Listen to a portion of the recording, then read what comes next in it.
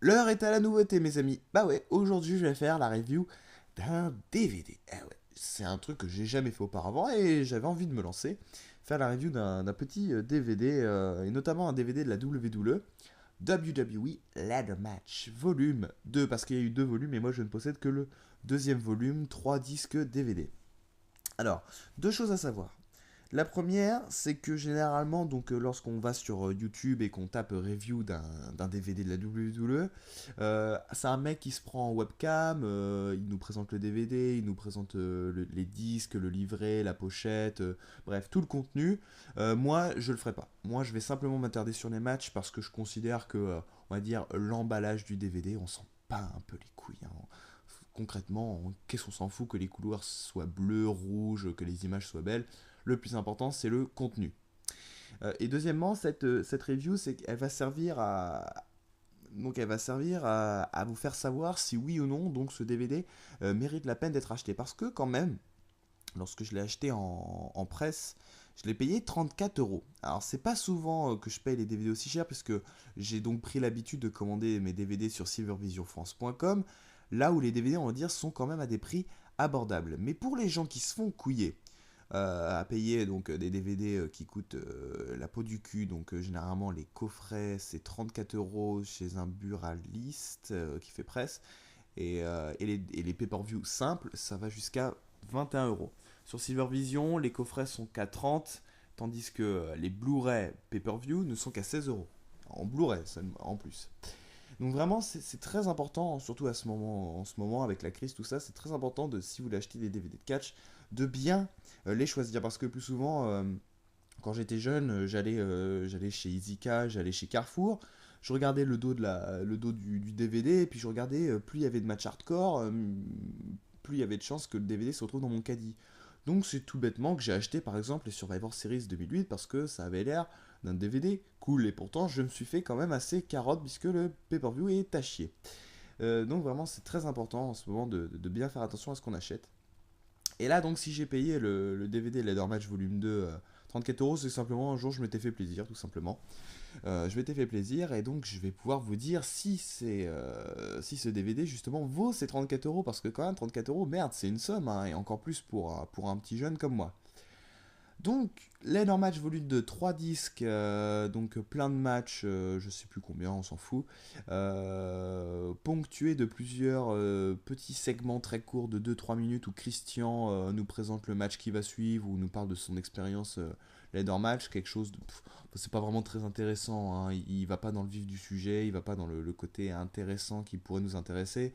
On va dire il reste quand même assez large sur les thèmes, donc ça fait pas avancer Schmilblick. Le plus important, je pense, c'est vraiment les matchs en eux-mêmes. Et donc dans le premier disque, on a quand même, on a quand même du très bon, hein. C'est vrai que vous allez voir avec ce DVD, euh, on va dire en quelque sorte, hein, on va dans un ordre chronologique assez précis ou plus ou moins respecté. Le disque 1, on commence, on va dire, en 94 à peu près, pour finir jusqu'en 99 maximum, 2000. Puis ensuite, le deuxième disque, on va de 2000 à 2006 à peu près. Et ensuite, on termine avec de 2007 jusqu'à 2011. Donc c'est vraiment un gros découpage, hein. C'est pas totalement les dates précises, mais voilà, vous avez un à peu près. Et faut remarquer que lors du premier disque, donc de 94 à 99, quand même, on a du bon, voire du très bon. Voire du très bon, je pense notamment au premier match du DVD, vraiment le premier match, c'est le leader match pour le titre intercontinental entre Razor Ramon et Shawn Michaels à WrestleMania 10. Quel match, messieurs dames, j'espère que vous l'avez vu parce que ça reste quand même le gros classique.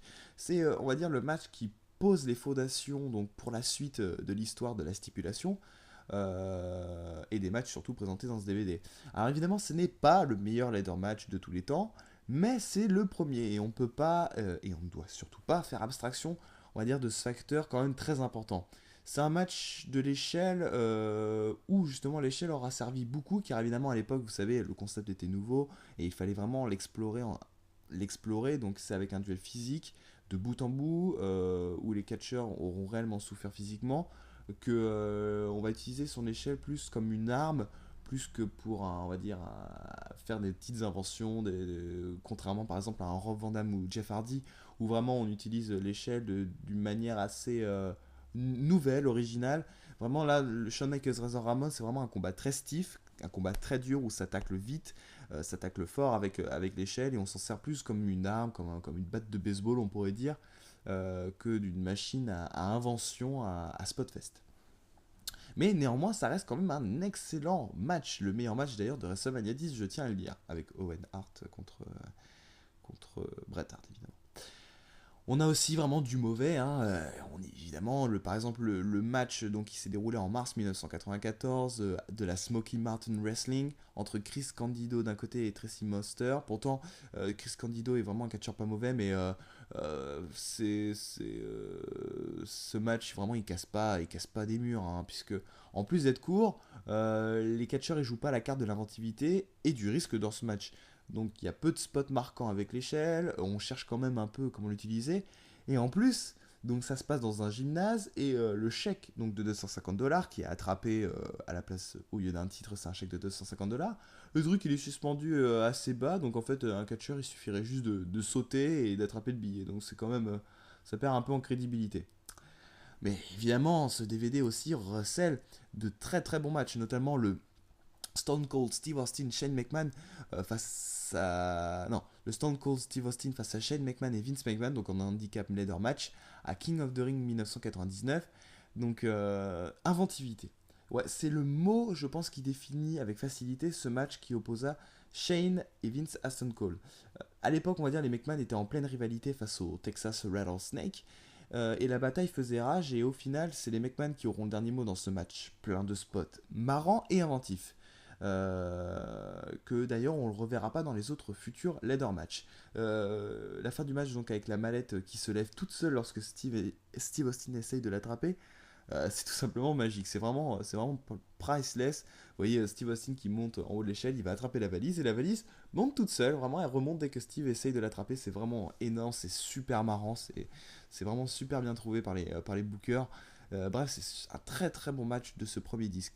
On a aussi le Mick Foley contre Big Boss Man, un match un peu court lors de Raw du 30 septembre 1998, match pour le titre hardcore. C'est un match potable, mais on va dire que il est quand même assez court, donc on n'a pas le temps de trop apprécier le match à sa juste valeur. Il est pas mal, mais il est un peu trop court. Sinon, vous avez aussi évidemment le traditionnel Jeff Hardy contre Edge et Christian. Alors, donc, ils sont affrontés plusieurs fois, je crois une fois à No Mercy. Donc là, c'était lors du Raw du 25 septembre 2000. Et comme à leur habitude, c'est un très bon match de la part des quatre hommes. Il n'y avait pas eu les Dudleys donc, dans ce match, mais qu'importe, la qualité, elle était quand même bien présente. Les quatre hommes auront fait une prestation solide, parsemée évidemment de spots inventifs, avec des échelles rendant ce match nerveux et original à souhait, c'est le cas de le dire. Franchement, c'est un des très bons DVD, un des très bons matchs de ce premier DVD. A noter aussi le très bon Mick Foley contre The Rock, ou même le Free Count contre Young Dragons de la WCW. Donc c'est un ladder match qui faisait 3 contre 3.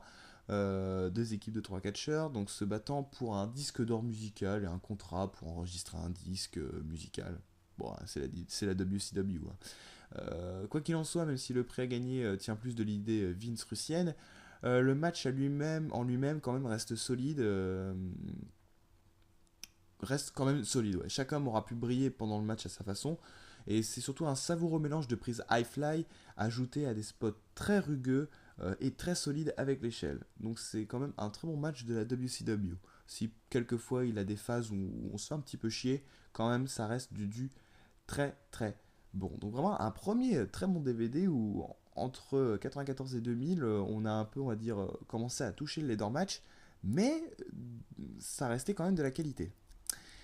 On passe ensuite au deuxième ladder match. Et là, c'est déjà un peu plus, quand même, un peu plus bof. Mais c'est vrai que ça reste des bons matchs, mais ça reste quand même un tout petit peu plus moyen.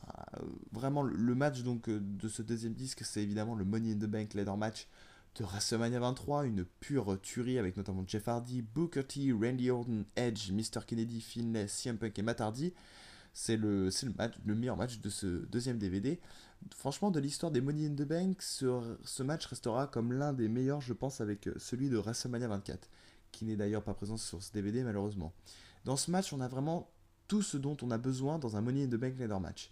De la vitesse, des spots et des mecs qui se défoncent à fond.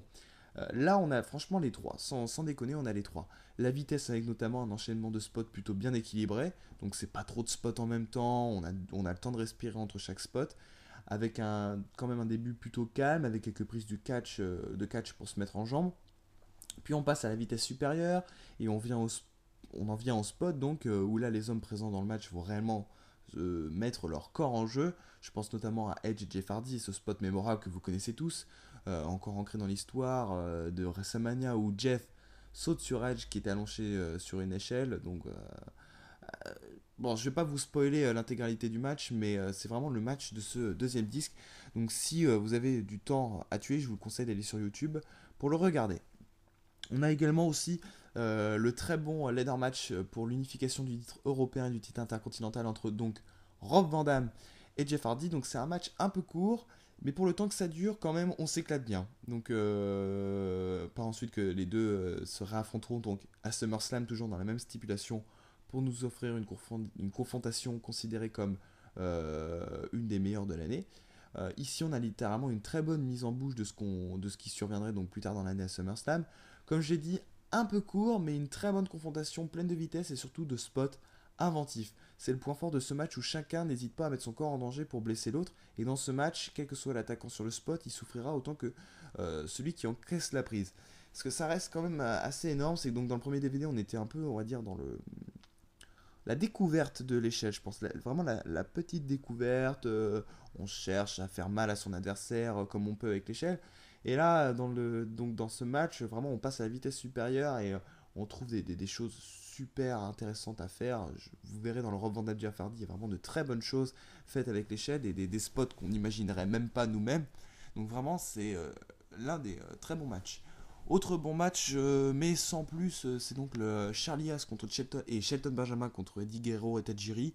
C'est un bon ladder match, quelques bons spots, mais c'est pas non plus un match énorme. Tout comme d'ailleurs le dernier match du DVD numéro 2 de ce ladder match volume 2. Donc c'est le ladder match pour le titre intercontinental entre Jeff Hardy et Carlito lors du Raw du 10 décembre 2007. C'est un bon petit match et je dis petit car le match est un peu court malheureusement. On passe un agréable moment quand même à voir. Carlito subira notamment deux gros moves que je ne décrirai pas pour pas vous spoiler. Un match quand même court, c'est ça le problème. Hein.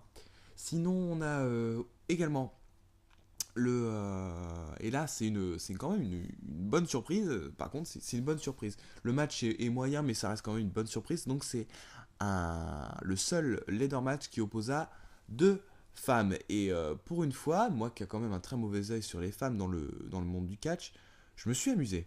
Donc le match opposait Beth Phoenix à Katie Lea, donc Katie Lea Burchill plus tard, mais là comme elle s'appelait Katie Lea, donc à la OVW, la Ohio Valley Wrestling, pour le titre justement Women's Championship.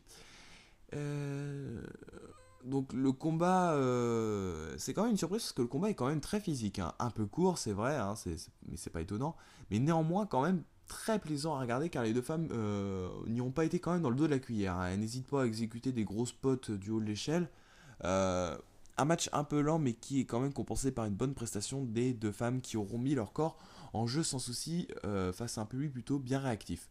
Seul point noir quand même les commentateurs qui sont vraiment très très mauvais et ça peut vraiment niquer la qualité du match, sauf évidemment si vous regardez les commentaires en français. Mais moi, comme je déteste les commentateurs français, je me tiens simplement aux commentateurs anglais. Et les commentateurs anglais étaient quand même bien mauvais. Donc un deuxième DVD quand même un petit peu plus moyen quand même. J'ai pas vraiment apprécié le Rob Van Dam Christian, le Charlie Haas Shelton Benjamin contre Eddie Guerrero Tajiri. Je me suis un peu marré sur Beth Phoenix Katilea et sur le Jeff Hardy Carlito, mais ça reste quand même un DVD un peu en dessous du premier. Et enfin, donc on va terminer avec le dernier DVD, donc parce que ça fait 14 minutes donc on parle. Le dernier DVD, très bon DVD. Très très bon, du très très lourd. Alors après, faut dire aussi il y a quand même deux, que je vous dise pas de bêtises, il y a deux ladder match, hein, ça fait deux matchs, deux ladder match en plus, et encore les deux ladder match sont pas forcément les meilleurs de l'histoire de WrestleMania, de la stipulation. On a d'un côté le Money in the Bank ladder match de WrestleMania 25 et celui de Money in the Bank 2010, donc le match de Money in the Bank de Raw. Donc celui de Raw, c'est sûrement l'un des moins bons Money in the Bank ladder match de l'histoire du match, avec évidemment celle de l'édition de WrestleMania 26. Et franchement, je pèse mes mots. C'est quand même un match moyen où c'est plus un carnage de finisher balancé façon en veux-tu en voilà, qu'une recherche d'inventivité dans les spots avec l'échelle. Avec 8 hommes, il n'y a pas d'excuse. On se doit d'avoir quelques spots intéressants, là la construction est bonne, le match est bien rythmé, mais il manque le principal, c'est des mouvements avec des échelles, donc c'est quand même du réchauffé, et c'est dommage, ils auraient quand même pu faire beaucoup mieux. En très très bon match de ce troisième DVD, je retiens surtout trois très très gros matchs. D'abord, on va les faire dans l'ordre quand même. Donc d'abord le ladder match entre Sheamus et John Morrison à TLC 2010. Match pour obtenir un title shot au WWE Championship. Match très stiff, hein, stiff, donc c'est le terme pour dire que les mecs ils vont pas dans le dos de la cuillère quand même, pour vous donner à peu près. C'est vraiment un match où, par exemple, je pense que John Morrison, il a pris quand même assez cher, hein, surtout au niveau de la jambe, même si c'est du faux, je pense qu'il y a certains coups qui ont réussi à passer au travers, et j'ai mal pour lui, parce que concrètement, il a pris cher, hein, c'est le cas de le dire, je vais pas en dire plus, c'est vraiment un très très bon match. Le deuxième, c'est un autre super très bon match, mais c'est pas tout à fait un ladder match, c'est un TLC match. Donc euh, il est très bon, mais l'échelle, il n'y a pas que l'échelle dans le match, il y a aussi la table, il y a aussi les chaises. Donc c'est Wine and Stand 2008, vous l'avez deviné, Undertaker contre Edge. Alors c'est un des meilleurs TLC matchs de l'histoire de la stipulation. D'un côté Undertaker, le monstre du catch qui peut encaisser des spots de malade mental, et de l'autre côté Edge qui peut en faire tout autant et qui est aussi un maître du TLC. Mais ça reste quand même un match où l'échelle est en second plan. Enfin, elle n'est pas vraiment en second plan, on va dire. Elle se partage l'affiche. Donc on retient surtout le match dans le fait que quand même il y a beaucoup de mecs qui sont passés à travers la table, et on adore ça quand des mecs passent à travers la table, c'est tellement jouissif. Donc ça peut quand même, c'est ça. En termes de ladder match, lorsque tu payes pour un ladder match, tu payes pour voir des ladder match. Là quand même, il y en avait un peu aussi pour les chaises et les tables, donc c'est pas totalement le meilleur ladder match de l'histoire, hein. Ça, c'est un bon TLC, ça c'est sûr, mais en termes de ladder match, il y avait mieux à faire. Et enfin, le must du must. Ah, je vous jure.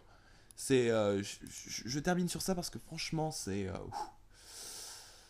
mon match préféré. C'est mon ladder match préféré du DVD. C'est un petit bijou. Donc juste avant, on a vu le meilleur TLC match de l'histoire, et ici, on a sans doute le meilleur ladder match de l'histoire de la stipulation. Un match parfait proposé par deux hommes évidemment très connus du catch. Euh, Shawn Michaels, Chris Jericho, No Mercy 2008, ladder match pour le titre poids lourd. Alors, donc, super match, ce qui n'est point étonnant d'ailleurs, puisque Michaels a tout de même de l'expérience dans ce genre de match, et Jericho est un des dieux du catch, capable de tout faire, capable de tout sur un ring. Une confrontation dantesque où Chris Jericho d'ailleurs ressortira avec du sang sur le visage et une dent en moins, mais qu'importe, l'histoire était écrite et le meilleur ladder match était présenté devant le public de la WWE. Un bijou d'inventivité, avec des spots de malade mental bien trouvés, bien recherchés. Pourtant, les mecs, ils sont que deux, hein, donc comme quoi les Money in the Bank, les match, ils ont vraiment pas d'excuses. Et en plus, vraiment un match où les deux, ils auront pas du tout hésité à mettre leur corps en jeu, capable de se blesser. Notamment, Chris Jericho fait une chute à l'extérieur du ring. Mon Dieu, mais je me demande comment il fait pour pas se blesser. Donc, meilleur match de ce troisième DVD, le ladder match. Chris Jericho, Shawn Michaels à No Mercy 2008. Donc le troisième DVD, c'est quand même une petite tuerie, notamment pour le Undertaker Edge, le Chris Jericho Shawn Michaels, le Sheamus John Morrison et le Alberto Del Rio Christian de Extreme Rules 2011, ce qui est vraiment pas mauvais. Donc lorsque je regarde les trois DVD, je considère le DVD numéro 2 un peu comme un peu plus moyen que les deux autres, un peu plus faiblard que que c'est, on va dire, ses frangins disque 1 et disque 3. Mais dans l'ensemble, concrètement, là, si je peux arriver à ma conclusion, c'est que oui, le DVD est bon. Le DVD mérite les 34 euros. Alors peut-être pas les 34 euros quand même, hein, si vous pouvez le commander sur Silvervision moins cher, c'est tant mieux. Mais il vaut largement ces 34 euros. J'ai payé des fois plus cher pour des DVD de merde, mais là, les 34 euros les valaient largement. Donc c'est un petit achat que vous pouvez faire si un jour vous avez un peu de sous. Je vous invite à commander ce DVD. Voilà, donc cette review de WWE Ladder Match Volume 2 est terminée. Surtout, si vous voulez d'autres reviews de DVD, n'hésitez pas, proposez vos idées. Et si vous voulez surtout d'autres reviews, d'autres analyses, d'autres avis sur certains sujets, n'hésitez pas à les mettre dans les commentaires. Hein, je lis tous les commentaires sans exception. Et si vous pouvez me donner des petites idées intéressantes de futures chroniques, n'hésitez pas, je vous répondrai avec grande joie. Je vous invite évidemment à liker ma petite page Facebook qui est juste en dessous de la vidéo. Hein, ça me permettra de me soutenir. Ça me fait extrêmement plaisir de voir quand même que j'ai 148ème. C'est vraiment super sympa. Merci à vous. Et donc on se retrouve pour une prochaine édition du Wrestling Rewind. Salut à tous et vive le